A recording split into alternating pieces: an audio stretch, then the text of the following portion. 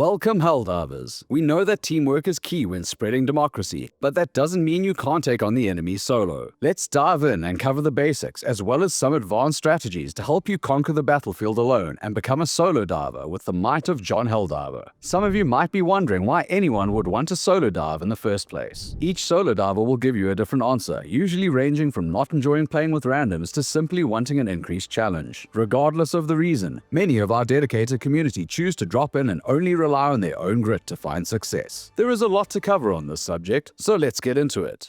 Preparation is key when playing solo, so let's go over some armor and weapons first. It's always best to use what you are most comfortable with, but there are things you should keep in mind when choosing. For your armor selection, it's strongly suggested to use one with bonus abilities that can aid you in your conquest. The CM09 Bone Snapper armor increases your stim inventory by 2, as well as increasing your stim duration by 2 seconds, allowing you crucial extra health and prolonged regeneration that can be extremely helpful in keeping you alive when you inevitably get pinned down or ambushed. Another armor that was recently awarded to all of us during the 1-year anniversary celebration is also a great option, the B22 Model Citizen. Outside of looking awesome due to it being shiny and chrome, it may prevent you from finding yourself in Valhalla due to its passive ability of 50% chance to not die when taking lethal damage, as well as preventing all damage from bleeding if you find yourself with a hemorrhaging chest. The last armor we will look at provides possibly the most useful ability for solo diving, the SC34 Infiltrator. The scout passive benefit of reducing the range at which enemies can detect you by 30% allows you to move much more freely and focus on priority positioning when dealing with enemies. This armor also gives its wearer the ability to place markers on the map that generate radar scans every 2 seconds, making sure you know where the fight is coming from. The weapons you choose to use are much more subjective than the armor. Essentially, you want to bring something that you can use from afar as well as up close if needed. Many solo divers tend to use marksman rifles that provide them with the ability to attack enemies from safe positions. There are also divers that use assault rifles as well, though many lack the range needed to maintain safety. An often discarded rifle that has proven to be extremely useful for solo diving is the BR-14 Adjudicator. This weapon does lack in some departments, but it makes up for those factors by allowing its user to swap between full auto and single fire, making it very versatile on the battlefield. Your secondary weapon is hugely dependent on the style of primary you choose. The biggest factors to be aware of are what enemy types you will be fighting against, and how it can fill the gaps left from the primary choice you made. Your throwable is similar to your secondary. It is dependent on what enemy type and difficulty you are choosing to take on solo. If you're going to be attempting higher difficulty missions, it might be necessary to bring the G123 Thermite Grenade. This potent sticky grenade allows you to quickly dispatch some of the tougher and bigger enemies you will encounter on the battlefield with ease. When in doubt, sticky it out. Just make sure to adjust your loadout based on the mission at hand. Some objectives may be easier with certain weapons, and others may require more utility items. Keep experimenting to find what works best for you.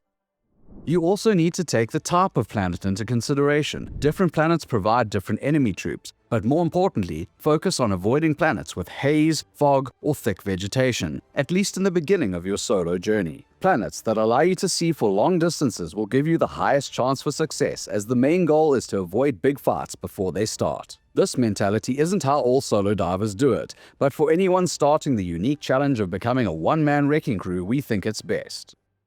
So, you've got your planet chosen and your gear selected. Now it's time for stratagems. Choosing the right ones can make or break your solo dive. If you start out at lower difficulties where enemy reinforcements aren't very threatening yet, you can play around with your options. Eagle strikes or the orbital laser are a premier choice when used to take out bases from a safe distance. All of this changes when you get to the higher difficulties. At the upper tiers such as Suicide or Impossible, you will be facing large groups of enemies and very difficult situations for one person to handle. To alleviate some of this, Helldivers should bring with them some sentry turrets. Not only do these stratagems provide extra firepower to aid in thinning out the enemy numbers, they can also be used as a distraction to draw the attention away from you, allowing you to focus on completing your current task. Sentries can also watch your back as you deal with the control computer inputs required to finish many objectives on the map. Now, which sentries is hard to say. Here at the SES, we think you can never go wrong with the deadly combo of the autocannon and rocket sentry. When paired, these two can easily take out heavier armored units, such as tanks, harvesters, and chargers.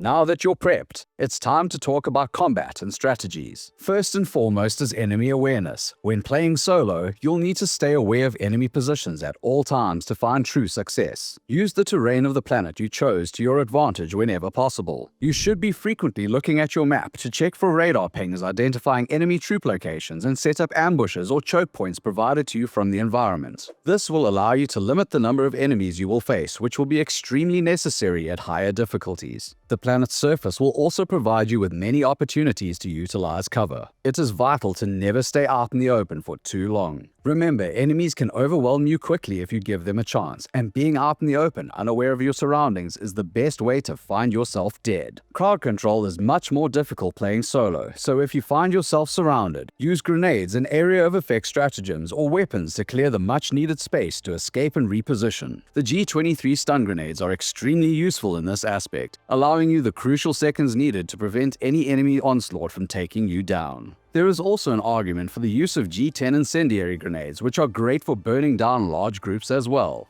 Regardless of what you use, be aware of what targets should take priority first. Targeting the right enemies can potentially make or break your mission. Focus on the most dangerous enemies first, especially those that can deal heavy damage or disrupt your position, ruining any advantages you may have had. While melee units can quickly close distances, causing unique problems over ranged, it really depends on what enemy type you are facing overall. But the most important aspect is to remember survival comes first. Don't get too greedy or cocky with killing enemies. Always prioritize survival over taking down every enemy. If you're taking too much damage, retreat and regroup.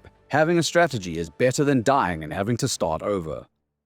Lastly, let's go over a few specific challenges you'll face and how to deal with them. Enemy troop numbers will always be one of the largest threats when diving solo. It is important to focus on the enemy units that can call in reinforcements. So be sure to keep a close eye on them, as one reinforcement can change the entire outcome of a fight and force you to retreat, losing precious time you will need to clear the map. While clearing out troops, you will often find your ammo supply critically low. To combat this, you should frequently drop down resupply stratagems, but keep in mind these take 12 seconds to call in. That doesn't seem like a long time, but if you're in the middle of a firefight with no ammo, it will feel like an eternity. This is extremely important when encountering tougher enemies. The heavily armored enemies require more careful strategy. Use your surroundings to your advantage. Kite them around obstacles and make sure to save your most powerful weapons and stratagems for these encounters. If you've managed to defeat every foe you face and complete your objectives, don't rush to the extraction. Enemies will spawn more aggressively and potentially swarm you during this phase, so be methodical about your movements. Once you reach the extraction point, be sure to clear the area and set up sentries or defensive positions before you attempt to leave. It should be noted that enemies that spawn during the extraction phase usually have a systematic spawn location, so be sure to remember the tip from earlier about frequently checking your map and utilize the radar pulses to know exactly where the new threats will generally be coming from.